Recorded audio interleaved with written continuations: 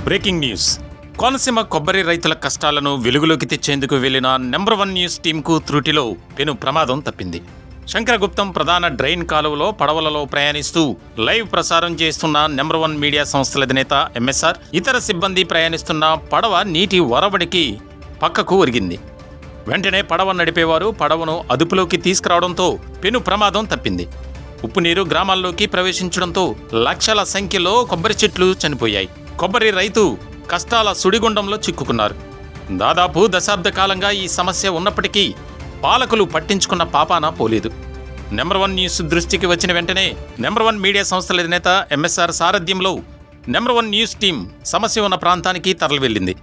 గడిచిన 2 రోజులుగా సమస్యాత్మక ప్రాంతాల్లో పర్యటిస్తూ లైవ్ ప్రసారాలు చేస్తూ రైతుల సమస్యలను పాలకుల దృష్టికి తీసుకువెళ్లే ప్రయత్నం చేస్తుంది.